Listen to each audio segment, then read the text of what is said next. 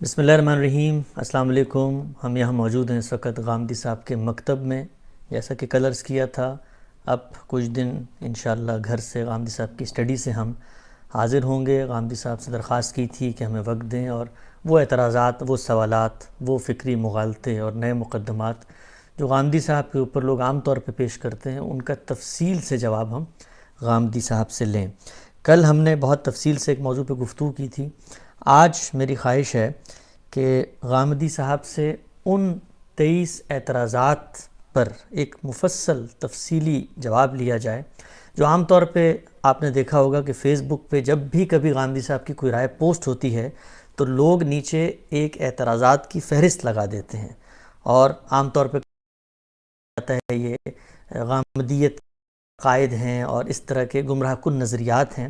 وہ 23 چیزیں کیا ہیں، ان پر غامدی صاحب کیا نقطہ نظر رکھتے ہیں، اور جو عام طور پہ کہا جاتا ہے کہ یہ ایسے اعتراضات ہیں کہ جن سے امت سے ایک بالکل مختلف نقطہ نظر سامنے آتا ہے، تو غامدی صاحب ان سوالوں کا کیا جواب دیتے ہیں۔ ایک ایک کر کے ہم وہ اعتراض غامدی صاحب کے سامنے رکھیں گے۔ بہت شکریہ غامدی صاحب آپ کے وقت کا۔ ایک دفعہ پھر شروع کرتا ہوں میں اس جو فہرست ہے قرارداد جرم آپ کے خلاف عام طور پہ پیش کی جاتی ہے۔ تو آپ نے ویسے تو بہت سارے سوالوں کا جواب دیا ہوا ہے مختلف جگہوں پہ، لیکن میں چاہوں گا کہ ایک عام آدمی جب ان کو دیکھتا ہے ان 23 چیزوں کو ایک دم سے، تو ایک خوف میں مبتلا ہو جاتا ہے کہ یہ بالکل ہی کچھ مختلف باتیں ہیں جو یہاں پہ زیر بحث آ رہی ہیں، اور اگر فکر کا یہ عالم ہے تو باقی چیزوں کا کیا ہوگا۔ تو ایک ایک کر کے میں ان سوالات کا جواب آپ سے لیتا ہوں۔ ہم عام طور پہ دیکھتے ہیں ہم سب جب بھی کسی مذہبی عالم کو، میں انہی سوالات میں سے پہلے چھوٹے سوالات کو لے لیتا ہوں اور پھر جو فکری سوالات ہیں بڑے ان پہ آتا ہوں۔ علماء ہم دیکھتے ہیں تو ان کا ایک خاص حیت، خاص لباس، ایک داڑھی، ایک خاص قسم کی جامہ زیبی آپ کی بظاہر بھی اس سے مختلف نظر آتی ہے، اور اعتراض یہ کیا گیا ہے کہ داڑھی ہمیشہ سے انبیاء کی ایک سنت رہی ہے، لیکن آپ داڑھی کو سنت نہیں مانتے۔ یہیں سے آغاز کر لیتے ہیں۔ بسم اللہ الرحمن الرحیم۔ آپ کی بڑی عنایت ہے کہ آپ یہ سوالات اس طرح میرے سامنے رکھ رہے ہیں۔ میں دین کا ایک طالب علم ہوں۔ میرے ساتھ مسئلہ یہ ہے کہ میں جب شعور تو نہ یہ صورتحال تھی کہ میں ایک مذہبی گھرانے میں پیدا ہوا ہوں، مجھے بہرحال کسی مدرسے میں تعلیم پانے کا موقع ملا ہے، میں وہاں سے نکلا ہوں، اب مجھے دین ہی کی بات کرنی ہے۔ میرا پس منظر یہ تھا کہ میں ایک ذمہ دار گھرانے سے تعلق رکھتا تھا۔ میرے گرامی قدر والد ایک صوفی بزرگ تھے۔ میں نے ابتدا میں وہی چیزیں پڑھیں جو بالعموم تصوف کی تعبیر کو بیان کرتی ہیں، وہی شاعری، وہی ادب، وہی رومی، وہی عطار، وہی ثنائی، انہی چیزوں میں میری پرورش ہوئی۔ میرے سامنے مذہب جب میں شعور کی عمر کو پہنچا تو ایک چیلنج کے طور پر آیا۔ میں جو کچھ مانتا ہوں کیا یہ درست ہے؟ میں جس قوم میں پیدا ہوا ہوں کیا اس کے نظریات کی کوئی وقت ہے؟ یہ جو چیزیں مجھ سے مذہبی اعتقاد سے منوائی جاتی ہیں یہ اپنے پیچھے کوئی استدلال رکھتی ہیں؟ تو میرے لیے یہ تحقیق کا موضوع بنا۔ اسی وجہ سے میں ہمیشہ یہ کہتا ہوں کہ ہمارے ملک میں بہت سے علماء ہیں، لوگ جائیں ان سے استفادہ کریں، میں سب کی بہت عزت کرتا ہوں۔ میں دین کا ایک طالب علم ہوں۔ میں جب کسی چیز کے بارے میں گفتگو کرتا ہوں تو اصل میں اپنے طالب علمانہ سفر کو دوسروں کے ساتھ شیئر کر رہا ہوتا ہوں۔ میں نے جس چیز کو سامنے رکھ کے کیا ہے، یعنی مجھے دین کو سمجھنا ہے۔ ایک دن مجھے اس دنیا سے رخصت ہونا ہے، قبر میرے لیے تیار کی جائے گی۔ اگر کوئی اس کائنات کا پروردگار ہے تو مجھے اس سے ملاقات کرنی ہے۔ اس لیے دین سب سے پہلے میرا مسئلہ ہے، نہ یہ میرا پیشہ ہے، نہ مجھ پر کوئی پابندی عائد ہوتی ہے کہ میں اس کو لوگوں کے سامنے بیان کروں۔ میرے لیے تو سب سے بڑا مسئلہ یہی تھا کہ میں کہاں کھڑا ہوں۔ میرے سامنے جتنے سوالات اس وقت تھے ان میں سے ایک ایک کو میں نے موضوع بنایا، ان کو دیانتداری کے ساتھ سمجھنے کی کوشش کی۔ اس معاملے میں جو کچھ ماضی میں کہا گیا تھا یہ صحیح کی کہ میں اس کو پڑھوں، اس کو سمجھوں۔ میری یہ خوش قسمتی تھی کہ میں بچپنی سے عربی زبان سے واقف تھا، میں فارسی زبان سے بھی واقف تھا۔ مسلمانوں کا جو کچھ علم ہے اس علم تک رسائی میں کوئی رکاوٹ نہیں تھی۔ تو میں نے ان میں سے ایک ایک چیز کو دلائل کی روشنی میں پرکھنے کی کوشش کی ہے، یعنی یہ جاننے کی صحیح کی ہے کہ اگر کوئی بات کہی جا رہی ہے، اگر کسی چیز کو دین کی حیثیت سے بیان کیا جا رہا ہے تو اس کی نوعیت کو متعین کروں۔ چنانچہ یہ جو داڑھی کے بارے میں آپ نے سوال کیا ہے، اس میں بھی یہی چیز تھی۔ اس کی بنیاد کیا ہے؟ کیا دین کی حیثیت سے یہ چیز فی الواقع بیان کی گئی ہے؟ کیا یہ قرآن مجید میں ہے؟ کیا رسالت مآب صلی اللہ علیہ وسلم نے اس کو ایک سنت کے طور پر جاری کیا ہے؟ کیا روایتوں میں اس کا ذکر اس اعتبار سے ہوا ہے؟ تو یہ ساری چیزیں سامنے رکھ کر جب غور کیا جائے گا تو ایک طریقہ یہ ہے کہ علماء یہ کہتے ہیں، یہ ایک رائج چیز ہے، چلی آ رہی ہے، سب لوگ اس کو ایسے ہی دیکھتے ہیں، ایک طریقہ یہ ہے۔ تو آدمی یہ اختیار کرنا چاہے، یہ اس کی مرضی ہے، وہ اختیار کر لے، لیکن میں اپنے پس منظر کے لحاظ سے مجبور تھا کہ جس چیز کو میں دین کہہ رہا ہوں مجھے پہلے متعین طور پر واضح ہونا چاہیے کہ یہ فی الواقع دین ہے۔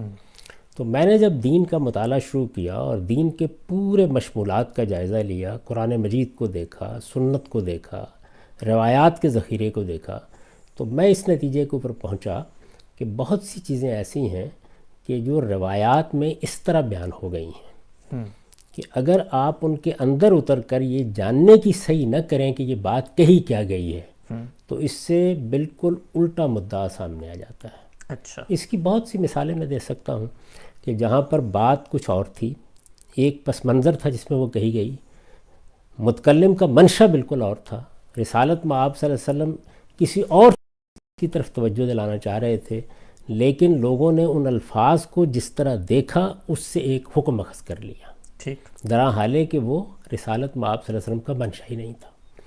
اس میں ایک فرق پہلے واضح کر دوں، اور وہ یہ کہ ایک چیز ہے اللہ کی کتاب قرآن مجید۔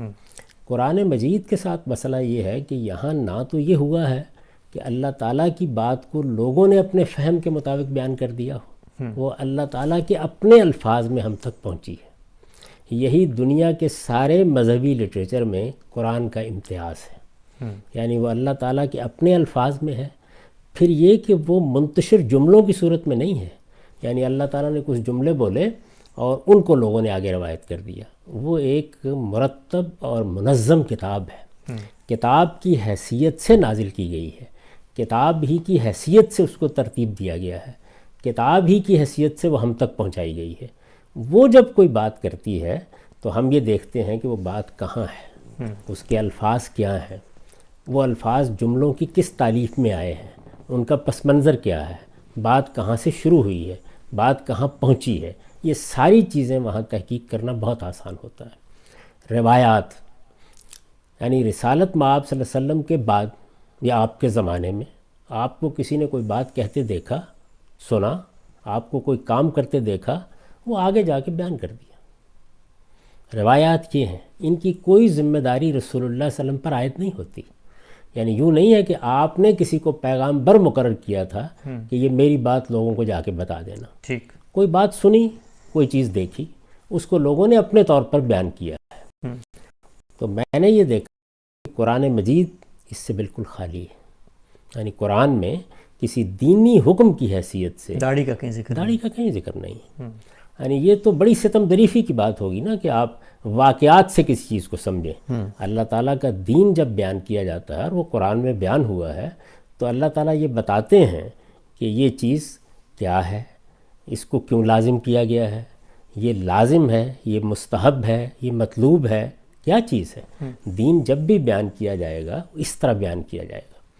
پھر اس کے بعد آپ سنت کو دیکھتے ہیں، سنت کیا ہے؟ دین کی حیثیت سے رسالت مآب صلی اللہ علیہ وسلم نے جو چیزیں اپنی امت میں جاری کر دی ہیں۔ تو یہ بات واضح ہوئی کہ یہ در حقیقت جس کو ہم سنت کہتے ہیں، اس کی ابتدا تمام انبیاء کے ہاں رہی ہے، یعنی یہ سیدنا آدم علیہ السلام سے لے کر جو دین اللہ تعالیٰ نے دیا ہے یہ اس کی روایت ہے۔ ٹھیک، اور یہی روایت بعد میں، معاف کیجیے، انبیاء علیہم السلام کے ہاں بھی جاری رہی۔ یہی روایت ہے جو سیدنا ابراہیم علیہ السلام کے ذریعے سے عرب میں آئی، اور پھر اس کو قرآن مجید نے دین ابراہیمی، ملت ابراہیمی قرار دیا۔ یہ دین ابراہیمی اور ملت ابراہیمی کی روایت ہے جس کی تجدید کر کے، جس کی اصلاح کر کے رسالت مآب صلی اللہ علیہ وسلم نے اگر کوئی اضافہ ضروری تھا تو وہ کیا اور اس کو جاری کر دیا۔ یہ سنت ہے، یہ دین سے پہلے کا علم ہے، یہ قرآن مجید سے مقدم ہے، یعنی قرآن مجید بعد میں نازل ہوا، اس کی ابتدا پہلے شروع ہو گئی، یہ چیز پہلے سے موجود تھی، نماز پڑھی جا رہی تھی، روزے رکھے جا رہے تھے، زکوٰۃ دی جا رہی تھی، اسی طرح سے حج عمرہ یہ ایک روایت کی حیثیت سے موجود تھا، یہ ساری چیزیں جو ہیں یہ سنت کی حیثیت سے جاری تھیں۔ تو میں نے دیکھا کہ کیا ان میں یہ چیز موجود ہے، تو معلوم ہوا کہ وہاں بھی نہیں ہے۔ تو اب ایک کی رہ گئی، اور وہ یہ کہ روایات میں، یعنی رسول اللہ صلی اللہ علیہ وسلم سے سنی ہوئی باتوں میں، یا آپ کے کسی عمل کو دیکھ کر کسی نے کوئی بات بیان کی ہے، تو یہ ساری بات اسی ذیل میں بیان ہوئی ہے جہاں ہوئی ہے۔ جب وہ بات بیان ہوئی ہے تو سیاق سباق کیا ہے، بات کس موقع پر کہی گئی ہے، کیسے کہی گئی ہے، اسے متعین کیا جائے گا نا۔ تو میں اس نتیجے پر پہنچا کہ رسول اللہ صلی اللہ علیہ وسلم جس وقت یہ بات فرما رہے ہیں کہ تم لوگ اپنی مونچھیں پست رکھو اور اپنی داڑھی بڑھاؤ، تو اس جملے کا مدعا کیا ہے، متکلم کے پیش نظر کیا بات ہے، یعنی آپ کیا فرما رہے ہیں۔ تو تمام روایات کو سامنے رکھ کر یہ بات واضح ہوئی کہ در حقیقت آپ ایک حیت یا ایک وضع پر تبصرہ کر رہے ہیں۔ ٹھیک، چونکہ پیغمبروں کی ہدایت میں یہ چیز کہ نہ آپ کے باطن میں تکبر کا کوئی شائبہ ہو، نہ آپ کی چال ڈھال میں، آپ کے انداز گفتگو میں، آپ کے رہن سہن کے طریقوں میں کوئی متکبرانہ چیز در آئے۔ تکبر بہت بڑا گناہ ہے، تو رسالت میں آپ صلی اللہ علیہ وسلم نے اس کے بعد دوسرے مظاہر پر تنقید کیا، قرآن نے بھی کی ہے، یعنی آدمی چلے کیسے، بولے کیسے۔ آپ دیکھیے قرآن نے بتایا ہے کہ اپنی آواز کا خیال رکھو، اپنی چال ڈھال کا خیال رکھو، جب تم دوسروں کے ساتھ معاملہ کرتے ہو تو اس میں دیکھو تمہارا رویہ، تمہارا انداز، تمہارا اسلوب گفتگو متکبرانہ نہیں ہونا چاہیے۔ تو ایک وضع قطع سامنے آتی ہے کہ بعض لوگ آپ نے دیکھا ہوگا کہ اپنی مونچھیں بہت بڑھا لیتے ہیں اور چھوٹی داڑھی رکھتے ہیں، یہ اوباشوں کی سی وضع قطع ہے، آج بھی ہے، یہ آج بھی ہے۔ رسول اللہ صلی اللہ علیہ وسلم نے اس کو پسند نہیں فرمایا، تو جو پوری بات تھی وہ یہ کہی، یعنی داڑھی تو لوگ رکھتے تھے، ایک عام رواج تھا، اسی طرح مونچھیں بھی رکھتے تھے۔ اب اس میں جو چیز باعث تنقید بن گئی وہ مخصوص وضع تھی، تو حضور صلی اللہ علیہ وسلم نے اس وضع پر تنقید کی اور یہ بتایا کہ بھائی مونچھیں پست ہونی چاہیے، داڑھی کو بڑھانا چاہتے ہو تو بڑھا لو، داڑھی بڑھا لو، مونچھیں پست کرو، یعنی مخاطب جس وضع کو اختیار کیے ہوئے ہے اس کی غلطی آپ نے واضح کی۔ یہ ایسے ہی ہے کہ جیسے کوئی آدمی بال بکھرائے ہوئے سامنے آئے تو آپ یہ کہیں گے کہ بھائی اللہ تعالیٰ نے بال دیے ہیں تو بنا کر رکھو، سنوار کر رکھو، اس میں کسی چیز کے وجود پر استدلال نہیں کیا جا سکتا۔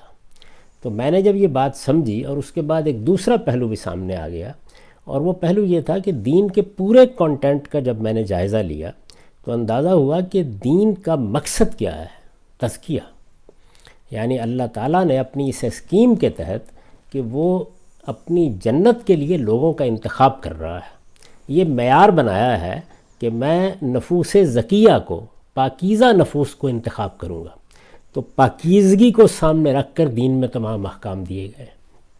میں نے یہ دیکھا کہ وہ احکام تین طرح کے ہیں عبادات سے الگ۔ وہ کیا ہیں؟ یعنی بدن کی طہارت، خور و نوش کی طہارت، جو چیزیں ہم کھاتے پیتے ہیں، وہاں پر یہ قاعدہ بنا دیا گیا کہ طیبات کھائے جائیں گے، خبائث سے اجتناب کیا جائے گا۔ ٹھیک، اور اسی طرح سے اخلاقیات میں آپ معروف کو اپنائیں گے، منکر سے اجتناب کریں گے، تو گویا اخلاقی وجود کی طہارت، اس کو پاکیزہ بنانا یہ چیز ہے۔ اب یہ جب دین کا پورا کانٹینٹ ہے تو اس کے اندر کوئی چیز آگے بیٹھے گی تو وہ دین قرار پائے گی۔ تو تکبر ظاہر ہے کہ ایک اخلاقی نجاست ہے جس سے میرے باطن کو بھی پاک ہونا چاہیے، ظاہر کو بھی۔ تو پیغمبر یہ کریں گے کہ اگر کسی کی وضع قطع میں، کسی کے لباس میں، کسی کے رہن سہن میں اس تکبر کا ظہور ہو رہا ہے تو اس پہ تنقید کریں۔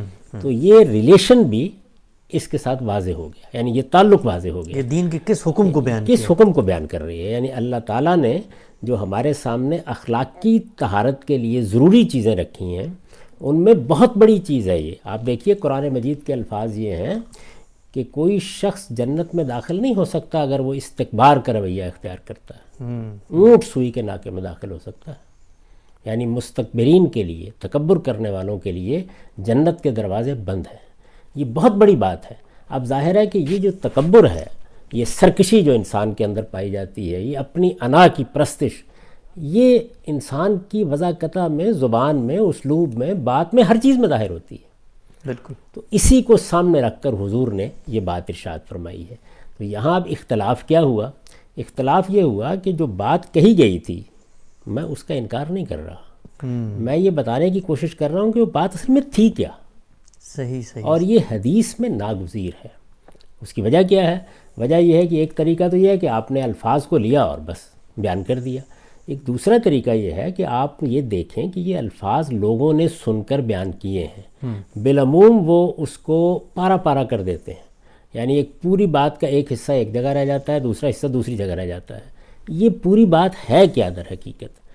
اس کے بعد آپ تمام روایات کو اپنے سامنے رکھتے ہیں، تو اگر آپ ساری روایات کو سامنے رکھیں تو یہ بات بالکل واضح ہو جاتی ہے کہ یہاں ایک وضع قطع ہے جس کو موضوع بنایا گیا ہے، اس میں الگ سے کوئی حکم دینا پیش نظر ہی نہیں ہے۔ اب یہ میری تحقیق ہے، یہ میرا نقطہ نظر ہے، اس تحقیق کے لیے میں دلائل دے سکتا ہوں، یعنی یہ بتا سکتا ہوں کہ یہ قرآن کا موضوع نہیں ہے۔ دین کی حیثیت سے جو چیز بھی ہوگی، یا وہ بدن کی طہارت کو بیان کرے گی، یا وہ خور و نوش کی طہارت کو بیان کرے گی، یا وہ اخلاق کی طہارت کو بیان کرے گی، اس کا اس سے کوئی تعلق نہیں ہے۔ یہ بات جن جملوں میں کہی گئی ہے ان میں پوری بات یہ ہے، یعنی ایک چیز سے روکا گیا ہے، ایک چیز کی طرف اس بات کے انداز میں توجہ دلائی گئی ہے، لیکن دونوں کا مجموعی تناظر اگر سامنے ہو تو اس سے وہ وضع قطع ہے جس کی اصلاح مقصود ہے۔ یہ فہم ہے روایت کا، اس فہم سے آپ اختلاف کر سکتے ہیں، شائستگی کے ساتھ، تہذیب کے ساتھ اختلاف کیجئے، اور اس کے بعد ذرا تھوڑی دیر کے لیے ایک نظر اہل علم کے اس معاملے میں اختلافات پر بھی ڈال لیجئے۔ مثلا شوافع کے ہیں اس کو کیا حیثیت دی جاتی ہے، مثلا مالکیہ کے ہیں اس کو کیا حیثیت دی جاتی ہے، تو آپ یہ دیکھیں گے کہ ہمارے ہاں بر صغیر میں علماء نے اس کو جو حیثیت دے دی ہے وہ باقی فقہا کے آپ کو نظر نہیں آتی۔ یعنی وہ زیادہ سے زیادہ یہ بات کہیں گے کہ اگر آپ نے داڑھی منڈوا لی ہے تو یہ مکروہ تنزیہی ہے، اچھی بات تھی نہ منڈواتے۔ میں جب اس کو دیکھتا ہوں ایک دوسرے پہلو سے، تو وہ دوسرا پہلو یہ ہے کہ رسالت میں آپ صلی اللہ علیہ وسلم نے داڑھی رکھی ہوئی تھی، صحابہ کرام کے ہاں یہ چیز موجود تھی۔ اچھا، لیکن یہ کیا کوئی ایسی انوکھی چیز تھی؟ کیا اس کو مذہبی حیثیت سے اپنایا گیا تھا؟ کیا رسالت میں آپ صلی اللہ علیہ وسلم جب پیغمبر نہیں تھے اس وقت آپ کی داڑھی نہیں تھی؟ کیا اس کے بعد آپ نے رکھی؟ کیا صحابہ کرام کے ہاں اس کے بعد تبدیلی آئی؟ تو یہ معلوم ہوتا ہے کہ اس زمانے میں مرد بالعموم داڑھی رکھتے تھے۔ تو اگر آپ نے اس کو کوئی حیثیت دینی ہے دینی لحاظ سے تو وہ کیا ہوگی؟ وہ یہ ہوگی کہ میرے پیغمبر نے داڑھی رکھی ہوئی تھی، میں اپنے پیغمبر سے محبت کرتا ہوں، اس محبت کا اظہار میں آپ کی بہت سی باتیں اپنا کر بھی کر سکتا ہوں، تو یہ محبت کے دائرے میں تو اپنی ایک جگہ بنا لے گی۔ یعنی رسالت میں آپ صلی اللہ علیہ وسلم اٹھتے کیسے تھے، بیٹھتے کیسے تھے، آپ لباس کیا پہنتے تھے، ایک آدمی محبت کے ساتھ ان میں سے کسی چیز کو اپنانا چاہتا ہے، تو آپ کے یہ علم میں ہے کہ یہ محبت ایک ایسی چیز ہوتی ہے جس کی آپ نفی نہیں کر سکتے، یہ پیدا ہوتی ہے، یہ ماں کے لیے ہوتی ہے، باپ کے لیے ہوتی ہے، یہ لیڈروں اور رہنماؤں کے لیے ہوتی ہے، یہ علماء کے لیے ہوتی ہے، یہ مشائخ کے لیے ہوتی ہے، تو یہ خدا کے پیغمبر کے لیے کیوں نہیں ہوگی؟ تو اس کا اظہار بعض اوقات آپ کی کسی چیز کو اپنانے میں ہو جاتا ہے۔ اس لحاظ سے میں اس کو ایک محبوب چیز سمجھتا ہوں، جتنی اللہ تعالیٰ نے مجھ کو دی ہے وہ میں نے بھی رکھی ہوئی ہے، لیکن یہ کہ یہ دین میں کوئی سنت ہے، دین میں کوئی مستحب عمل ہے، دین میں کوئی واجب چیز ہے، دین میں کوئی فرض ہے، یہ جس طرح کہ میں نے عرض کیا تحقیق اور تنقید کے معیار پر یہ باتیں پوری نہیں اترتی۔ یعنی اس کو دین بننے کے لیے یہ ضروری تھا کہ قرآن مجید نے دین کے جو مبادی متعین کر دیے ہیں یہ ان سے نکل کر حکم آتا۔ یہ ضروری تھا کہ اگر یہ کوئی سنت تھی جس کو جاری کیا گیا تھا تو یہ تمام انبیاء کے ہاں اسی طرح بیان ہوتی، رسالت میں آپ صلی اللہ علیہ وسلم اس کو اسی طرح جاری کرتے ہیں۔ یہ روایات میں جس طریقے سے زیر بحث آئی ہے وہاں یہ ضروری ہے کہ یہ سمجھا جائے، یعنی کسی موقع پر یہ ہے کہ اچھا فلان لوگوں کے ہاں اگر یہ بدعت پیدا ہو گئی ہے کہ وہ فلان چیز کو اس طرح کرتے ہیں تم ایسے کر لیا کرو۔ اگر آپ ابو امامہ باہلی کی روایت کا مطالعہ کریں تو اس میں بالکل دوسری تصویر سامنے آتی ہے، کئی چیزیں ہیں اس میں کئی چیزیں ہیں، یعنی انصار کے بوڑھے بیٹھے ہوئے ہیں، رسالت میں آپ صلی اللہ علیہ وسلم ان سے پوچھتے ہیں کہ تم لوگوں نے داڑیاں سفید سفید ہیں، کوئی خضاب کیوں نہیں لگایا؟ وہ یہود کی ایک بدعت کا ذکر کرتے ہیں، آپ فرماتے ہیں کہ تم اس کے خلاف کیا کرو۔ اسی طرح کا معاملہ داڑھی کے بارے میں زیر بحث آ گیا اور چیزوں کے بارے میں زیر بحث آ گیا۔ تو بعض موقعوں کے اوپر ایسا ہوتا ہے کہ کسی وضع قطع کو لوگ دین بنا لیتے ہیں۔ آپ یہ جانتے ہیں کہ جو 5 چیزیں اللہ تعالیٰ نے خور و نوش کی چیزوں کے علاوہ حرام قرار دی ہیں، ان میں ایک بہت بڑی چیز یہ ہے کہ تم اللہ پر افطرا کرو۔ ہمارے ہاں ہوتا کیا ہے کہ لوگ بعض چیزوں کے بارے میں جب ایک رائے قائم کر لیتے ہیں تو وہ یہ نہیں دیکھتے کہ جس طرح یہ ضروری ہے کہ اگر کوئی دین کی بات ہے تو آپ اس کو چھوڑیں نہیں، اسی طرح یہ بھی بہت ضروری ہے کہ اگر دین میں کوئی بات غلط داخل کر دی گئی ہے یا اس میں افراط و تفریط ہو گئی ہے یا بات کا جتنا وزن تھا اس سے زیادہ دے دیا گیا ہے تو اس کی بھی تصحیح کریں۔ تو میری جو اس معاملے میں تحقیق ہے اس کا نتیجہ یہ ہے کہ تمام روایتوں کو سامنے رکھ کر جو بات واضح ہوتی ہے وہ یہ ہے کہ یہ دین میں کوئی چیز نہیں ہے، یہ سنت، واجب، فرض، مستحب اس نوعیت کی چیز ہی نہیں ہے، یہ ہمارے محبت کا اظہار ہے اور اس کو اسی جگہ رہنا چاہیے۔ اب یہ چیز جب مجھ پر واضح ہوئی تو میں نے اس کو بیان کر دیا۔ اچھا، اس کے بیان کر دینے کے بعد میں نے کبھی لوگوں سے نہیں کہا کہ وہ ضرور میری بات مان لیں یا داڑیاں رکھی ہوئی ہیں تو کاٹ دیں، اس سے مجھے کوئی دلچسپی نہیں۔ جو بات تحقیق سے مجھ پر واضح ہو گئی اس کو میں نے البتہ لوگوں کے سامنے رکھ دیا ہے۔ میں ان سب روایتوں سے واقف ہوں، علماء کے جو اس معاملے میں نقطہ ہے نظر ہے ان سے بھی واقف ہوں، تو میں پوری ذمہ داری کے ساتھ یہ سمجھتا ہوں کہ حضور صلی اللہ علیہ وسلم کا جو جملہ ہے اس کا مدعا ٹھیک نہیں سمجھا گیا۔ اس میں بنیادی طور پر اس وضع قطع کی اصلاح مقصود ہے کہ اگر آپ نے مونچھیں رکھی ہوئی ہیں، آپ نے داڑھی رکھی ہوئی ہے تو وہ کیسی ہونی چاہیے۔ یہ ایسے ہی ہے کہ جیسے آپ ایک لباس پہنتے ہیں تو حضور کو یہ محسوس ہوا کہ اس لباس کی بعض صورتیں ایسی ہیں جس میں تکبر کا اظہار ہوتا ہے، جس کو عربی زبان میں اسبال کہتے ہیں، یعنی آپ نے اپنی تہمت باندھی ہوئی ہے اور پیچھے چھوڑا ہوا ہے اس کو، وہ گھسڑتی چلی آ رہی ہے۔ یہ اوباشوں کا طریقہ تھا، حضور نے اس پر تنقید کی۔ اسی طرح آپ امامہ باندھتے ہیں، اس کا شملہ بہت لمبا ہوتا ہے، ظاہر ہے اس میں بھی ایک متکبرانہ وضع بن جاتی ہے، اس پر آپ نے تنقید کی۔ تو اس سے دین کا ایک پورا تصور اور اس کی حکمت آپ کے سامنے آتی ہے کہ اللہ تعالیٰ جن چیزوں کو اخلاقی لحاظ سے پسندیدہ قرار دیتا ہے اور جن چیزوں کو وہ اچھا نہیں کہتا ان کا اطلاق کیا جائے گا نا معاشرے میں۔ اللہ تعالیٰ کہتے ہیں اسراف اختیار نہ کرو، اسراف کا باعث بن رہی ہے۔ صحیح۔ اللہ تعالیٰ نے بتایا کہ تمہارے باطن میں بھی تکبر نہیں ہونا چاہیے، ظاہر میں بھی نہیں ہونا چاہیے۔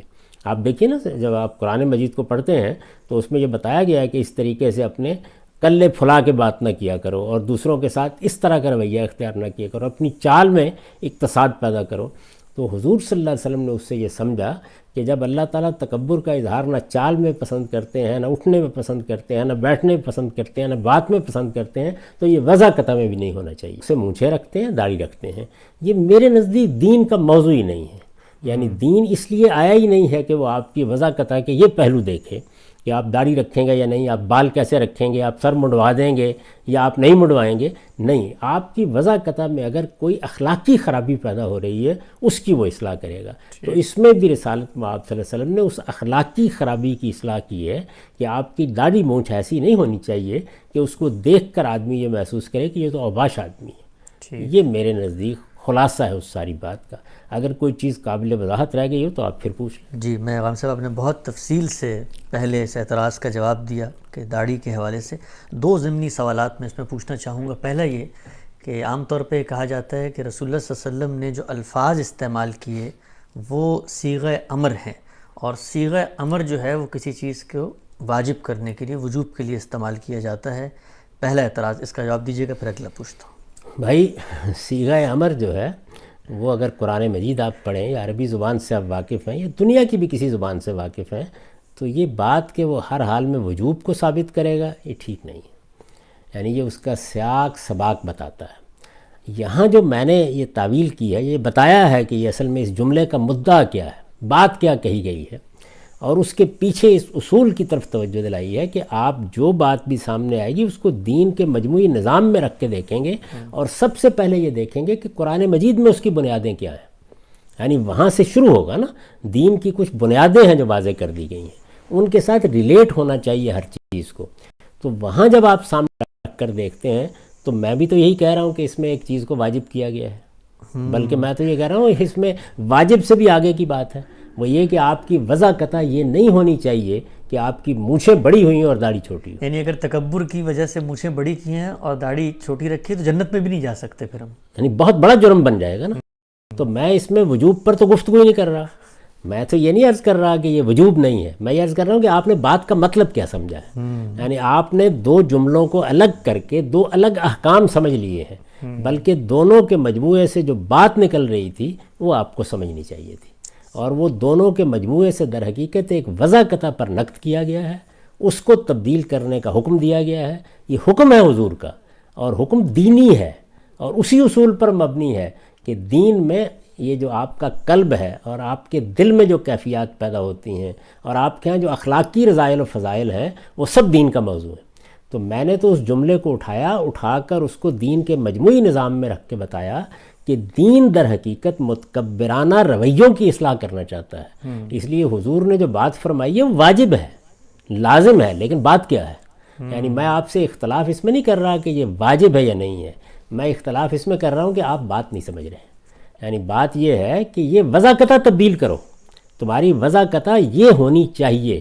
اگر تم اس طرح سے بڑی بڑی مونچھیں اور چھوٹی داڑھی رکھتے ہو تو جو اس سے تمہاری تصویر بنتی ہے وہ ایک متکبر اور اوباش آدمی کی تصویر بنتی ہے، اسے تبدیل کرو. تو یہ تو بہت بڑی بات ہے، تو اس میں تو وجوب کا سوال نہیں، لیکن چونکہ سوال آپ نے کیا ہے تو میں آپ سے عرض کرتا ہوں کہ امر ہوتا ہے، امر کا صیغہ یہ مشورے کے لیے آ جاتا ہے، ترغیب کے لیے آ جاتا ہے، یہ محض اباحت کو بیان کرتا ہے. مثلا دیکھیے قرآن مجید میں جب جمعے کے بارے میں یہ فرمایا کہ اپنا سب کاروبار چھوڑو، تو جب جمعے کے لیے اذان دی جائے تو فسعوا الی ذکر اللہ، آؤ اللہ کے ذکر کی طرف، اللہ کی یاد کی طرف، جمعے کی نماز میں حاضر ہو جاؤ. کہی ہے تو فسعوا الی ذکر اللہ، ظاہر ہے کہ یہ بھی امر کا صیغہ ہے، اور یہ واجب کر رہا ہے، لازم کر رہا ہے کہ آپ آئیں، اپنا کاروبار چھوڑیں. یعنی جمعہ ایک فریضہ ہے. جب اس کا اعلان کر دیا گیا اور ہمارے ارباب اقتدار کی طرف سے جمعے کا انعقاد ہو گیا تو اس کے جواب میں حاضر ہونا ضروری ہے، یہ طے ہو گیا. اگلا جملہ دیکھیے، فَإِذَا قُضِيَتِ الصَّلَاةُ فَانتَشِرُوا فِي الْأَرْضِ، جب نماز سے فارغ ہو جاؤ تو زمین میں پھیل جاؤ، کاروبار کرو، اللہ تعالیٰ کا فضل تلاش کرو. اب آپ یہ کہیں کہ اس کے بعد لازم ہے کہ آپ جا کے کاروبار پہ ضرور بیٹھیں، نہیں. بعض موقعوں کے اوپر امر جو ہے وہ محض ترغیب کو، مشورے کو، اباحت کو، کسی کام کے کرنے کے روا ہونے کو بیان کرتا ہے. کلو و شربو کئی جگہوں پہ کئی مقامات کے اوپر آیا کھاؤ پیو، مطلب یہ ہے کہ جائز ہے تمہارے لیے. تو یہ بات درست نہیں ہے. تاہم میں نے جو بات کہی ہے یا جو سمجھی ہے اس سے، اس میں وجوب ہی سمجھا ہے. اصل میں میرے اور آپ کے بات کے فہم میں اختلاف ہے. آپ کہہ رہے ہیں کہ یہاں دو ایسی باتیں کہی گئی ہیں جو الگ الگ ہیں اپنی جگہ. مونچھیں چھوٹی کر دو، داڑھی کو بڑھا دو. میں یہ کہتا ہوں نہیں، تم نے جو وضع بنا رکھی ہے اپنی، بڑی مونچھیں اور چھوٹی داڑھی، یہ وضع ٹھیک نہیں ہے. اس وضع کو درست کرو. تمہاری مونچھیں چھوٹی ہونی چاہیے، بڑی ہوئی داڑھی ہونی چاہیے. اس سے جو وضع بنے گی وہ شریفانہ وضع بنے گی. تو یہ وضع ہے جس کی رسالت مآب صلی اللہ علیہ وسلم نے تعلیم دی ہے. اگر آپ نے یہ وضع بنائی نہیں رکھی ہوئی تو یہ حکم، یہ ہدایت آپ سے متعلق ہی نہیں ہے. بالکل ٹھیک ہے. اچھا ہم صاحب، دوسرا ضمنی سوال اس پہ یہ ہے کہ لوگ عام طور پہ یہ کہتے ہیں کہ ایک زمانے تک آپ کی بھی وہی رائے تھی جو علماء کی رائے تھی کہ یہ داڑھی جو ہے انبیاء کی ہی سنت ہے، اور اسی لحاظ سے مسلمان معاشرت میں لوگوں کو یہ رکھنی چاہیے. تو جب آپ کی یہ رائے تھی تو کن بنیادوں پر تھی؟ اور اب تو خیر آپ کی رائے اگر تبدیل ہوگی، ان کی بنیادیں تو آپ نے واضح کر دی ہیں، تو اس وقت کس بنیاد پہ آپ یہ کہتے تھے؟ میں نے ابھی آپ سے عرض کیا کہ میں ایک مسلمان گھرانے میں پیدا ہوا. اس مسلمان گھرانے میں پیدا ہونے کے بعد ظاہر ہے کہ میرا اگر دین کی طرف رجحان ہوگا تو سب سے پہلے میں اسی دین کو سمجھوں گا جو علماء بیان کرتے ہیں. میرے زمانے میں میرے قریب جو اہل علم ہوں گے، جن کی کتابیں میں پڑھوں گا، جو کچھ وہ کہیں گے اسی کو اختیار کروں گا نا. اب ایک صورت یہ ہے کہ آپ نے وہ پڑھ لیا، آپ نے وہ جان لیا، آپ اسی پر زندگی میں قائم رہے، دنیا سے رخصت ہو گئے. میں نے بدقسمتی یہ فیصلہ کر لیا کہ نہیں، میں ایک ایک چیز کو جانچوں گا. اسی لیے میں اپنے کام کے بارے میں بھی ہمیشہ یہ کہتا ہوں کہ یہ مسلمانوں کے مذہبی فکر کی ریکنسٹرکشن کا کام ہے. یعنی مجھے یہ طے کرنا تھا کہ کیا جو کچھ بیان کیا گیا ہے میں اس کو قبول کر لوں یا میں اس سارے ذخیرے کا دوبارہ جائزہ لوں. تو یہ جائزہ لینے کا عمل ظاہر ہے کہ برسوں میں مکمل ہوا ہے. تو اس دوران میں کسی غار میں نہیں چلا گیا تھا، فارغ بھی نہیں بیٹھ گیا تھا. جو کچھ بھی دین تھا اس کو میں بیان بھی کرتا تھا، یعنی جو سمجھا تھا میں نے، اور اس دین پر عمل بھی کرتا تھا. جیسے جیسے کسی چیز کی غلطی واضح ہوتی چلی گئی میں نے اس کو بیان بھی کرنا شروع کر دیا اور لکھ بھی دیا. تو مجھے یہ بتائیے کہ اس سے مختلف کیا صورت ہوگی؟ اگر کل کو کوئی لوگ تحقیق کریں گے تو وہ بھی یہیں سے شروع کریں گے. آپ کے جو جلیل القدر ائمہ ہیں ان سب نے اپنی زندگی کی ابتدا یہیں سے کی.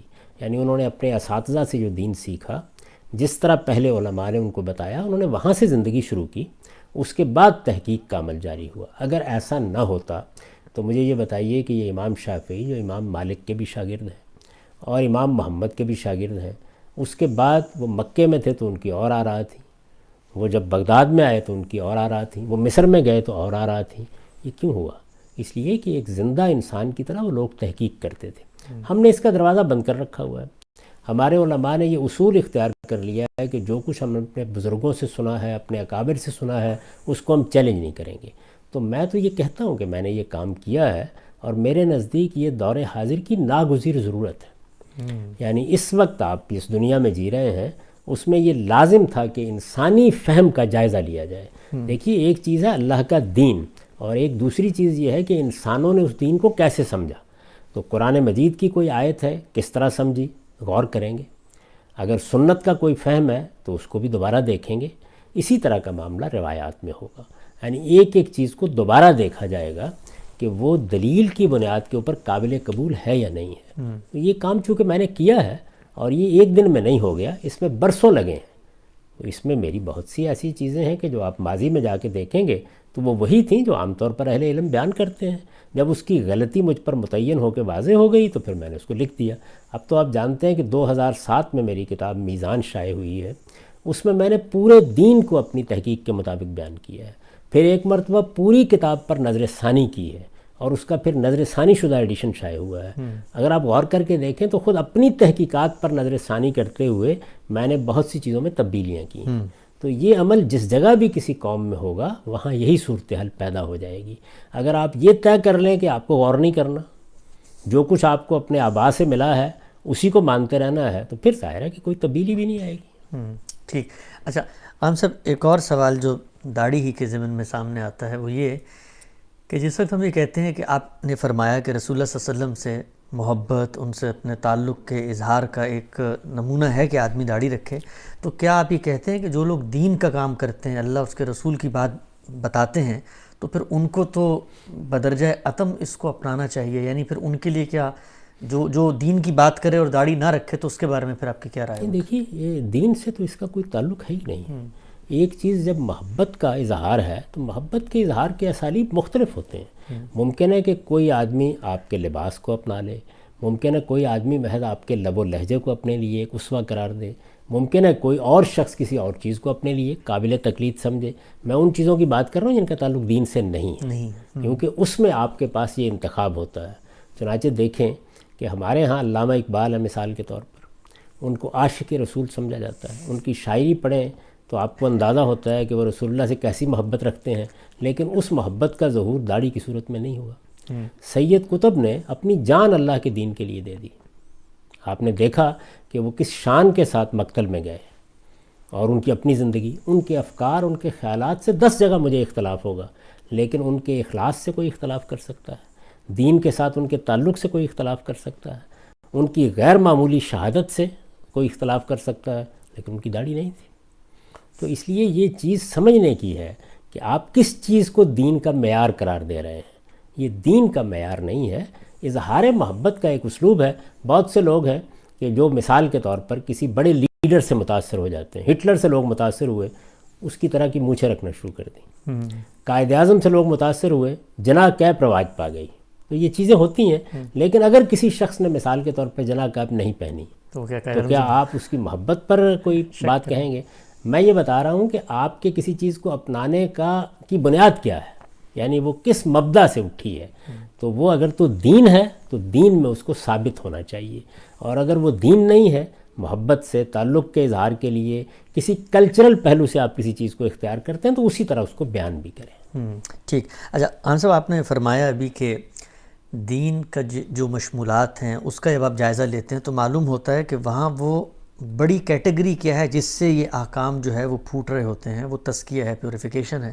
تو اگر یہ کہا جائے کہ مطلب بظاہر تو سمجھ میں آتا ہے کہ تھوڑی کے اوپر بال اگانے سے کوئی تزکیہ نہیں ہوتا، لیکن اگر یوں بیان کیا جائے کہ یہ اللہ تعالیٰ نے اپنے بندوں کی جو خدا کو مانتے ہیں ان کی نشانی کے طور پر ایک علامت مقرر کر دی ہے، تب تو وہ دین کے اوور آل فریم کے اندر یہ آ سکتی ہے۔ اگر اللہ تعالیٰ نے اس کو اس حیثیت سے مقرر کیا ہے تو پھر یہ بات بیان ہونی چاہیے، یہ بات پھر قرآن میں بیان ہونی چاہیے، اس کو ایک سنت کی حیثیت سے منتقل ہونا چاہیے، ایسی کوئی چیز نہیں۔ میں نے تو آپ سے عرض کیا نا کہ جس وقت آپ کے سامنے لوگوں کی بیان کردہ ایک چیز آئے گی، یعنی قرآن مجید میں کوئی چیز نہیں ہے، رسالت میں آپ صلی اللہ علیہ وسلم نے بطور سنت کسی چیز کو جاری نہیں کیا، تو دین کا کانٹینٹ مکمل ہو گیا۔ اب لوگ آئے ہمارے پاس اور انہوں نے آ کے یہ کہا کہ میں نے حضور صلی اللہ علیہ وسلم سے یہ بات سنی تھی، اس کو روایت اور حدیث کہتے ہیں۔ یعنی رسالت میں آپ صلی اللہ علیہ وسلم کی وہ باتیں جو لوگوں نے بیان کی ہیں، جن کی کوئی ذمہ داری حضور پر عائد نہیں ہوتی، یہ باتیں لوگ اپنے فہم کے لحاظ سے اپنے لفظوں میں بیان کر دیتے ہیں۔ اس میں بعض اوقات جملے بھی ٹوٹے ہوئے ہوتے ہیں، ان میں بعض اوقات پس منظر بھی موجود نہیں ہوتا۔ ان سے متعلق کیا رویہ اختیار کرنا ہے؟ کیا یہ کہ آپ ہر بات کو دین بنا دیں؟ نہیں، آپ اس پہ غور کریں گے، آپ اس کو سمجھیں گے، اور جو اصل دین آپ کو دیا گیا ہے یعنی قرآن اور سنت کی صورت میں آپ یہ دیکھیں گے اس دین سے اس کا ریلیشن کیا بنتا ہے۔ تو اگر آپ غور کریں تو میں نے رسالت میں آپ صلی اللہ علیہ وسلم کی اس بات کا ریلیشن واضح کیا ہے۔ یعنی آپ اصل میں نہ آپ لوگوں کی مونچھیں کٹوانا چاہتے ہیں، نہ داڑھی لمبی کرانا چاہتے ہیں، آپ جو وضع قطع اختیار کر رہے ہیں اس وضع قطع کو دین کے مطابق کرنا چاہتے ہیں۔ کیوں؟ اس لیے کہ وہ وضع قطع آپ کے باطن پر دلالت کر رہی ہے، آپ کے باطن میں عاجزی ہونی چاہیے، تواضع ہونی چاہیے، خشیت ہونی چاہیے، اور اس کا اظہار آپ کے لباس میں بھی ہونا چاہیے، آپ کے بولنے میں بھی ہونا چاہیے، آپ کے انداز گفتگو میں بھی ہونا چاہیے۔ یہ تکبر جو اندر پایا جاتا ہے، یہ جب وضع قطع میں اپنا ظہور کرتا ہے تو اس سے اوباشوں کی ایک حیت پیدا ہوتی ہے، حضور اس سے روکنا چاہ رہے ہیں۔ تو یہ بات کو سمجھنے کا عمل ہے۔ جب آپ اس کے اندر اتر کر دیکھیں گے تو آپ کو پورا دین ایک ربط و نظام کے ساتھ سامنے آئے گا۔ یعنی اللہ تعالیٰ نے جو اخلاقی اصول بیان کیے ہیں، ان اخلاقی اصولوں کو خدا کے پیغمبر نے اللہ کی ہدایت کے مطابق لوگوں کی وضع قطع میں بھی دیکھا، لوگوں کے اسلوب گفتگو میں بھی دیکھا، لوگوں کے رہن سہن میں بھی دیکھا، اور ہر جگہ توجہ دلائی کہ تمہاری وضع قطع ایک خشیت رکھنے والے انسان کی وضع قطع ہونی چاہیے، تمہارا رہن سہن اسراف اور تبذیر سے پاک ہونا چاہیے، اور تمہاری زندگی اعتدال اور توازن کا نمونہ ہونا چاہیے۔ کیوں؟ اس لیے کہ یہ وہ چیزیں ہیں جو دین کی حیثیت سے اللہ تعالیٰ نے متعین کر دی ہیں۔ تو میں اس بات کو بیان ہی قبول کر رہا ہوں، لیکن یہ بتا رہا ہوں کہ بات اصل میں ہے کیا۔ وہ بات وہ نہیں ہے جو آپ سمجھیں، وہ بات یہ ہے۔ ٹھیک۔ اچھا ہم صاحب، ایک پہلو آپ کی اس پوری جو آپ کا بیان ہے وہ یہ سامنے آتا ہے کہ مان لیا ہو سکتا ہے یہ بات جو آپ بیان کر رہے ہیں ٹھیک ہو، ایسے ہی ہو، لیکن لوگ یہ پوچھتے ہیں کہ کیا یہی بات صحابہ اکرام نے بھی سمجھی تھی؟ یعنی داڑھی کی اس روایت سے جو نقطہ نظر آپ نے سمجھا، سیاق سباق جن کے سامنے یہ پیش آئی تھی، کیا وہ بھی اس کو ایسے ہی سمجھتے تھے؟ کیونکہ ہمیں دیکھتے ہیں کہ وہاں تو یہ چیز زیر بحث ہی نہیں ہے کہ رکھنی ہو تو بڑی رکھیں اور مونچھیں چھوٹی کریں، وہاں تو سب ہی رکھ رہے ہیں۔ اور پھر بعض لوگ یہ کہتے ہیں کہ مثلا فقہا کے ہاں کہ سزاؤں کے طور پر داڑھی کو سزا کے طور پر منڈوانے کی بھی بات کی گئی، تو ہمارے فقہا اور باقی جو امت کے علماء ہیں انہوں نے اس بات کو کیا ایسے ہی سمجھا، اور اگر ایسے نہیں سمجھا تو کیا وجہ ہے اس کی؟ میں نے تو آپ سے عرض کیا ہے کہ دیکھیے، اگر یہ بات صحابہ کرام میں اس طرح سے زیر بحث آتی، رسالت میں آپ صلی اللہ علیہ وسلم اسے دین کی حیثیت سے زیر بحث لاتے، تو پھر تو یہ ایک سنت کی حیثیت سے جاری کی جاتی۔ یہ وہاں زیر بحث ہی نہیں ہے، بہت بعد میں آئی۔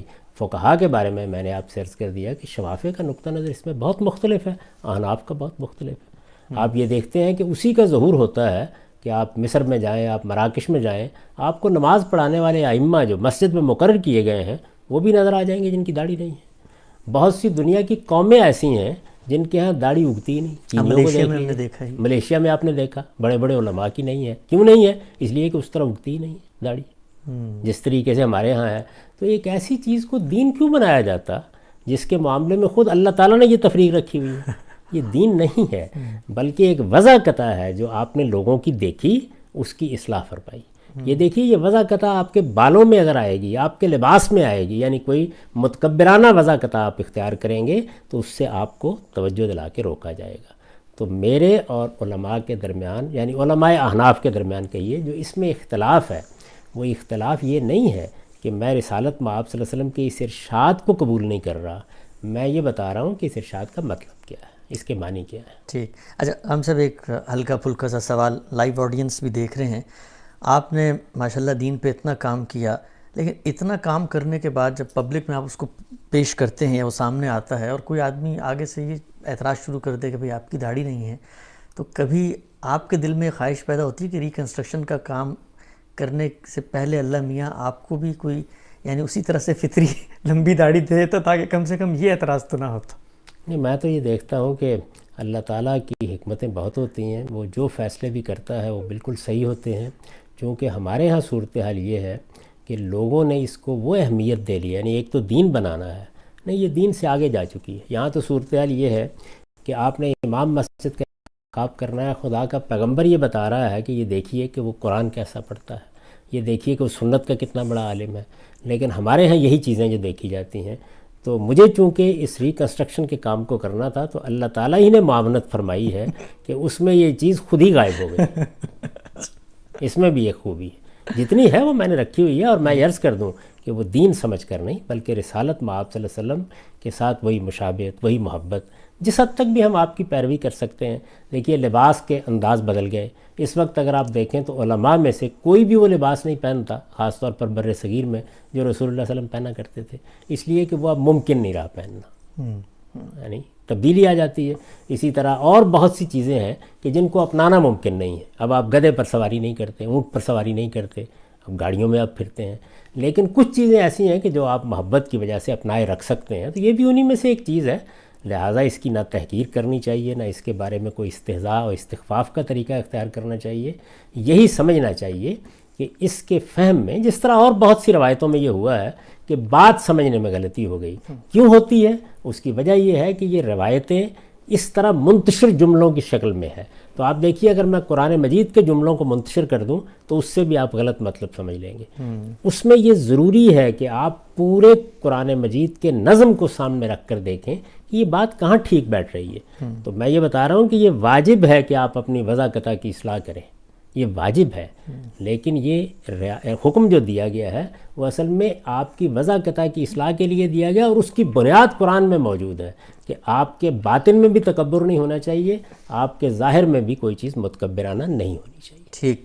ہم سب ارادہ تو یہ تھا کہ 23 اعتراض ہیں اور آج کے پروگرام کو لے لیں گے، لیکن 45 منٹ ہو گئے ہیں، پہلا ہی ابھی تک مکمل نہیں ہوا. آخری بات اس ضمن میں، مزید کوئی سوال لائیو آڈینس جو سن رہے ہیں ان کو بھی کوئی سوال پیدا ہو تو وہ اس میں نیچے کمنٹ باکس میں لکھ سکتے ہیں. انشاءاللہ اگلی نشست میں اس موضوع سے متعلق ہم پوچھ سکتے ہیں. آخری چیز وہ یہ بتائیے گا کہ ویسے آپ کو داڑھی کے بارے میں، یعنی داڑھی مردوں نے رکھی ہوئی ہو تو کیسی لگتی ہے؟ یعنی مردانہ وجاہت کے لحاظ سے آپ چاہتے ہیں کہ مطلب داڑھی رکھیں، مرد اچھے لگتے ہیں؟ بہت اچھے لگتے ہیں. یعنی میں اگر مجھے ہوتی تو ضرور رکھتا، اس لیے کہ مجھے داڑھی بہت اچھی لگتی ہے. کوئی مجھے اس کے ساتھ ابا نہیں ہے. لیکن جب دین آپ سمجھائیں گے تو آپ بتائیں گے کہ دین کیا ہے، دین میں کسی چیز کی نوعیت اور اہمیت کیا ہے. اب یہ دیکھیے یہی بات سمجھانے کی ضرورت ہے کہ یوں نہیں ہوتا کہ دین میں چیزیں ایسے ہی داخل ہو جاتی ہیں ہاچ پاچ. اس کا ایک پورا نظم ہے جس کے ساتھ وہ چیزیں اس کے اندر آتی ہیں. تو میں نے اس نظم کو اپنی کتاب میزان میں متعین کر کے اس کی پوری تفصیل کی ہے، اور یہ سمجھانے کی صحیح کی ہے دین کہاں سے پیدا ہوتا ہے، دین کا ہدف کیا ہے. آپ نے جو دین کا ہدف متعین کیا ہے وہ خود قرآن نے بیان کیا نا. یعنی پیغمبر کا تعارف کراتے ہوئے یہ بیان کیا گیا کہ یہ پیغمبر کس لیے آئے ہیں. یہ اس لیے آئے ہیں کہ یتلو علیہم آیاتہ و یزکیہم، یہ تمہارا تزکیہ کرنے کے لیے آئے ہیں. تو یہ تزکیہ ہے جو مقصود ہے. تو آپ یہ دیکھیں کہ میں نے مونچھوں کو کم رکھنا ہے، اس کو ایک فطرت کے حکم اور ایک سنت کی حیثیت سے بیان کیا اپنی کتاب میں. کیوں؟ وجہ کیا ہے کہ یہ طہارت کے ساتھ متعلق ہوتا ہے. یعنی بدن کی طہارت کے ساتھ آپ مونچھیں بڑی رکھیں گے تو متکبرانہ وضع پیدا ہوگی، یہ باطن ہے. اور ظاہر کیا ہے کہ اس کے نتیجے میں آپ جو کچھ کھائیں پئیں گے وہ بھی آلودہ ہوگا. تو دونوں چیزوں کو سامنے رکھ لی، یعنی باطن کی طہارت، ظاہر کی طہارت، یہ بتایا گیا. دونوں کو ملا کر جب آپ دیکھیں گے تو اس میں پھر ایک وضاقتہ کی اصلاح پیش نظر ہوگی. آپ نے تو یہ موضوع زیر بحث ہی نہیں آئے گا. یعنی آپ بڑی رکھیں گے تو آپ سے کہا گیا چھوٹی کریں، آپ نے ویسے ہی مڑوا دی تو موضوع ختم ہو گیا، بات ہی ختم ہو گئی. آپ نے بال رکھے ہوئے ہیں تو آپ سے کہا جائے گا کہ بالوں کا، جیسے کہ حدیث میں آتا ہے کہ اپنے بالوں کا اکرم شارک، یعنی یہ بالوں کو بنا سنوار کے رکھو. آپ نے بال مڑوا دیے جیسے ہم حلق کرواتے ہیں، بھئی یہ موضوع زیر بحث نہیں رہے گا، ختم ہو گئی یہ بات. تو اصل میں بات پوری سمجھنی چاہیے کہ ہمارا دین چند اصولوں پر کھڑا ہے، اور وہ اصول کہاں سے؟ اللہ کی کتاب میں بیان ہوئے ہیں، وہ رسالت مآب صلی اللہ علیہ وسلم کی سنت میں متعین ہوتے ہیں. جب اس سے دین کا ایک مجموعی تصور قائم ہو جاتا ہے تو پھر روایات جتنی ہیں ان کے اندر رکھ کے دیکھی جاتی ہیں اور ان کا ریلیشن اس سے قائم کیا جاتا ہے. تو میں نے اس پوری بات کا ریلیشن قائم کر دیا ہے کہ رسول اللہ صلی اللہ علیہ وسلم نے یہ بات دو موقعوں کے اوپر کہی ہے، یعنی یا تو وضع قطع کی اصلاح کرنے کے لیے کہی ہے، اور یا یہود کی یا بعض دوسرے اور گروہوں کی بعض بدعتوں کی اصلاح کرنے کے لیے کہی ہے. یعنی جب ان کی بعض بدعتوں کو بیان کیا گیا، اور یہ مذہبی فرقوں میں یہ چیزیں پیدا ہو جاتی ہیں، کسی بدعت کی اصلاح کے موقع پر آپ نے فرمایا کہ تم اس کی مخالفت کرو. یعنی یہ جوتے پہن کے نماز نہیں پڑھتے، مثلا دیکھیے اسی روایت میں زیر بحث آپ نے فرمایا تم جوتے پہن کے نماز پڑھ لیا کرو، ایسے ہی فرمایا. تو یہ کیوں فرمایا؟ یعنی کیا اس کا مطلب یہ ہے کہ اب ہم تمام مسجدوں کے اندر جوتے پہننے کے لیے جایا کریں گے؟ نہیں، اس موقع پر فرمایا جس سے مقصود یہ تھا کہ ایک بدعت پیدا کر لی گئی ہے، اس کی اصلاح ہو جائے. تو جہاں پر آپ نماز پڑھنے کے لیے کھڑے ہوئے ہیں جگہ مناسب نہیں ہے، کوئی قالین نہیں بچھا ہوا، صف نہیں بچھی ہوئی جیسے جنازے کی نماز ہے، تو آپ جوتوں سمیت پڑھ سکتے ہیں. تو حضور نے یہ بتایا کہ اس کو بدعت مت بناؤ. تو آپ کا کوئی اگر آپ کے سامنے لفظ آتا ہے، کلمہ آتا ہے، بات آتی ہے، تو آپ سمجھیں گے کہ کیا چیز ہے. یہ سمجھنے کا عمل روایات کے معاملے میں بہت ضروری ہے. اس کی وجہ یہ ہے کہ یہاں حضور بات نہیں بیان فرما رہے، لوگ آپ سے بات سن کر بات کو بیان کر رہے ہیں، اور بعض اوقات بات کچھ سے کچھ ہو جاتی ہے. آپ جانتے ہیں کہ حضرت عمر جیسی شخصیت پر سیدہ عائشہ نے تبصرہ کیا جب انہوں نے یہ بیان کیا میت کو عذاب ہوتا ہے. تو انہوں نے کہا کہ عمر جھوٹ نہیں بولتے، لیکن بعض اوقات سننے میں غلطی لگ جاتی ہے. تو جس طرح بات کو سننے میں غلطی لگتی ہے، اسی طرح بات کو سمجھنے میں بھی غلطی لگ جاتی ہے. یہ سمجھنے میں غلطی لگی ہے جس کی میں نے اصلاح کرنے کی کوشش کی ہے. ایک آدمی پلٹ کے یہ کہہ سکتا ہے کہ نہیں ہم اسی بات پر مطمئن ہیں، تو میں نے اس کے خلاف کوئی تحریک نہیں چلائی. یعنی بسم اللہ، آپ جس بات پہ مطمئن ہیں اس پہ عمل کریں. ہم سب اپنے اطمینانی کے لحاظ سے اللہ کے سامنے جواب دیں. اگر میرا ایک چیز پر اطمینان ہے تو میں اس کی پیروی کروں گا اور آپ کے سامنے دلائل کے ساتھ بیان کر دوں گا. آپ کا ایک دوسری بات پر اطمینان ہے تو میرا کوئی حق نہیں کہ میں اس کو ہدف تنقید بناؤں، مجھے کوئی حق حاصل نہیں کہ میں اس کو استہزاء یا استخفاف کا نشانہ بناؤں. وہ آپ کا فہم ہے، آپ کو اپنے ہی فہم پر عمل کرنا چاہیے، آپ اسی کے لیے جواب دیں. میں تو اللہ سے دعا کرتا ہوں کہ کاش ہمارے اندر یہ حوصلہ پیدا ہو جائے کہ ہم اہل علم کی باتوں کو اس جذبے سے سنیں، جو کچھ ہم پہلے جانتے ہیں اس پر نظر ثانی کے لیے تیار رہیں. اگر کسی بات سے ہمیں اتفاق ہو تو شائستہ طریقے سے اس پر اپنی بات کہہ دیں، اختلاف ہے تو اختلاف کو بھی مہذب طریقے سے بیان کر دیں، اور اس کے بعد جس چیز پہ ہمارا اطمینان ہے اس پر ہم عمل کریں. تو یہ رویہ اگر ہم اختیار کر لیں تو یہ فرقہ بندیاں، یہ نفرت کی چیزیں، یہ ایک دوسرے سے بغض، یہ جس طرح کی فضا ہمارے ہاں پیدا ہو جاتی ہے کہ دین کے اندر لانے کی بجائے ہم دین کی خدمت کرنے والوں کو بھی دین سے نکالنا شروع کر دیتے ہیں، تو اس کی اصلاح ہوگی. تو اس میں اصل میں سبق کیا ہے ہمارے لیے کہ ہم دین کے معاملے میں اپنے رویوں پر نظر ثانی کریں. ایک شخص دین کے کسی حکم کو سمجھنے میں آپ سے اختلاف کر رہا ہے تو آپ دلیل سے اس کی غلطی ضرور واضح کریں، لیکن اس کو استہزاء اور استخفاف کا موضوع نہ بنائیں. اچھا ہم سب آپ کی اس پورے بیان سے مثلا اگر کوئی ایک سنجیدہ طالب علم ہے تو وہ یہ نتیجہ تو نکالے گا کہ آپ کے فہم میں اور امت کے علماء کے فہم میں اس روایت کو سمجھنے میں اختلاف ہے. لیکن یہ کہنا تو مطلب میں دیانتداری سے عرض کر رہا ہوں، اور میں خود ایک زمانے تک چونکہ اس پورے سفر میں رہا، یہ کہنا تو بہت ہی مشکل اور کٹھن کام ہے کہ کوئی یہ کہے کہ آپ اس روایت کو نہیں مانتے، یا آپ نے اس کو نظر انداز کر دیا، یا آپ نے اٹھا کے پھینک دیا، یا آپ کے نزدیک اس کی اہمیت نہیں ہے. یہ ساری باتیں جو آپ نے بھی بیان کی، ظاہری بات ہے آپ نے لکھی بھی ہیں کتابوں میں، کیا وجہ ہے؟ وجہ سمجھائیں کہ، اور آپ نے 20ویں جگہ پہ یہ باتیں بیان بھی کی، یہاں ذرا زیادہ تفصیل سے ہو گئیں. اس کو سننے کے بعد کوئی یہ کیسے کہہ سکتا ہے کہ مثلا آپ رسول اللہ صلی اللہ علیہ وسلم کی اس حدیث کو نہیں مانتے؟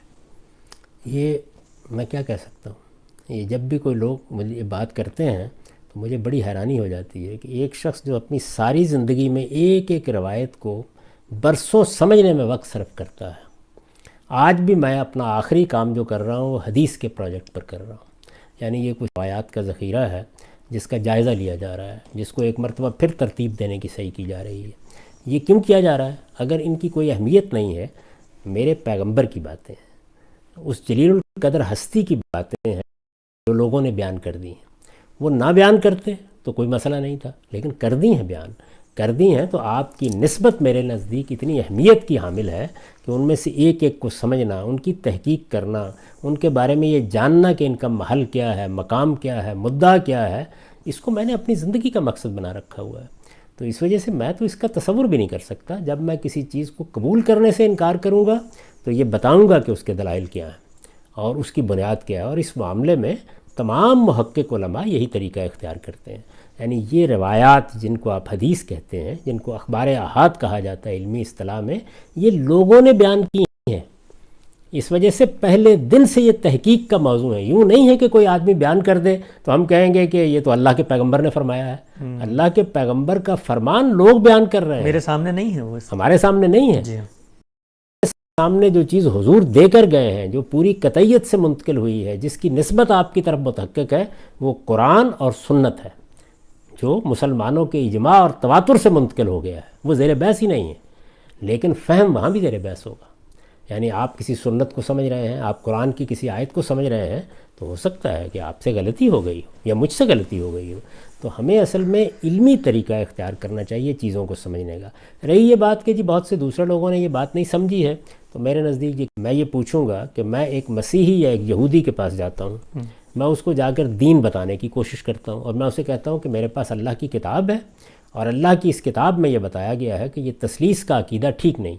مجھے یہ بتائیے کہ اگر وہ جواب میں مجھے یہ کہتا ہے کہ ہمارے تو سب علماء یہی کہتے ہیں، ہمارا تو پاپائیت کا پورا ادارہ اسی کو بیان کر رہا ہے، ہم تو سینٹ پال کے زمانے سے لے کر کسی اور چیز سے واقف ہی نہیں ہیں، تو کیا یہ ہمارے سب کے سب سینٹ اور بڑے بڑے علماء اور بڑے بڑے متکلمین، یہ سینٹ اگسٹائن اور سینٹ اکنیما، یہ سارے کے سارے احمق ہو گئے تھے؟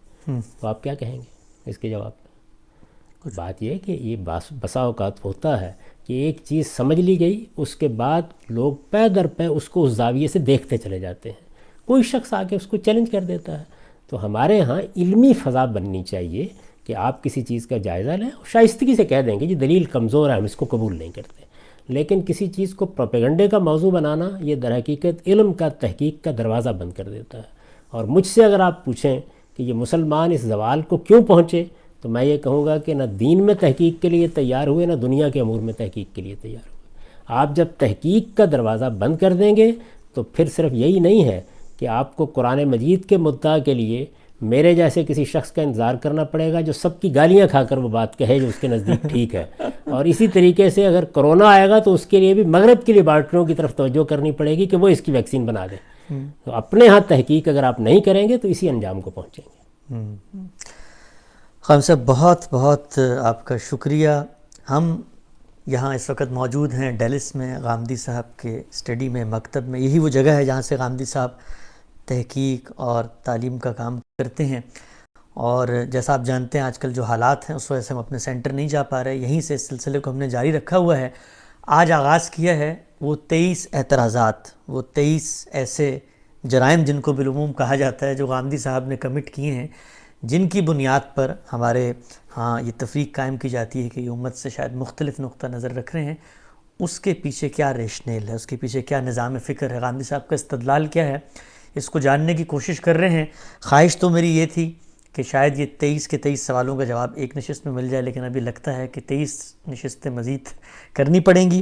تو آج ہم نے داڑھی کے موضوع پر غامدی صاحب سے بات کی ہے، اور انشاءاللہ اگلی نشست میں جو باقی اعتراضات ہیں ان کو ہم زیر بحث لائیں گے. غامدی صاحب میں بہت ممنون ہوں، بہت شکریہ، آپ نے بڑی تفصیل سے ان تمام سوالوں کا جواب دیا. انشاءاللہ آئندہ نشست میں پھر آئیں گے. اقول قولی ھذا واستغفر اللہ لی ولکم ولسائر المسلمین. بہت شکریہ.